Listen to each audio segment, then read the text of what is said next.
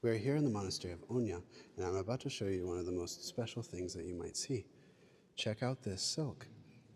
It comes from the Muslim world, but it was used for the Christians and their burial. Take a look at this silk. It's absolutely luxurious. There are so many symbols here that we see all throughout Christian Spain and Muslim Spain, such as this eagle, which is a symbol of power, especially of monarchs. There are two of them here, within circles called paliarotata.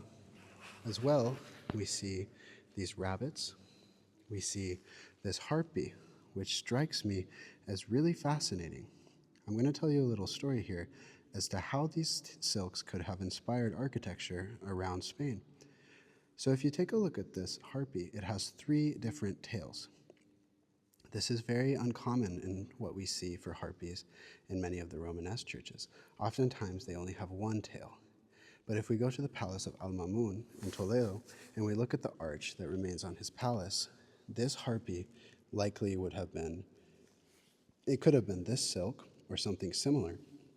Of course, there would have been hundreds, maybe thousands of silks that belonged to the Muslim king. And this would have inspired the arch that we see in his palace, where there's a harpy with 3 different tails. Now, why were silks so important? Silks could have been used, in effect, as money itself. It could have been used as a way to pay tribute to the Christians. So oftentimes, people have thought that these silks would have ended up in Christian treasuries or inside of the tombs of the Christian kings by being taken as booty from war. In fact, that's likely not the case. Most of these silks that we see in Christian territories probably came from tribute, because if there was no metal like gold or silver that the Muslims could have paid the Christians to prevent them from attacking them, they would have used these silks as payment. Here we see a fascinating image of a horse with an eagle or with some sort of hawk on its back. Again, we see another sort of bird with multiple tails, but this time it doesn't have a human face like that other harpy. Let's cross over to the other side and take a look at this other silk. There are 4 different pieces to this collection. You have to imagine this all as one silk at one point, but of course as time goes on, things get destroyed. Look at that again. We see another bird with multiple tails. I wish there wasn't this glare so that you could see it in its full glory, but we get what we get. Soak in all of the details here, because what you're seeing is one of the most special things that you'll probably find in a Christian treasury. This was of extremely high value. You can see here some Arabic calligraphy as well.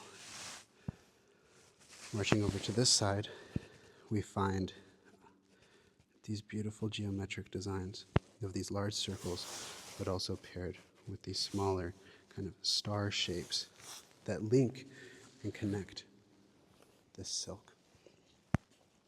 Now, here's one of the most interesting parts. That's a Muslim caliph. You can see him sitting reclined, having a drink. Many people in the past thought that this silk came from Cordoba, so they believed that this was Abd al-Rahman I. However, recent material studies have shown us that this silk is actually not from Cordoba. It most likely came from Baghdad. The Mediterranean was a highway for commerce, so it should not be surprising that something like this could have made its way into the Islamic world.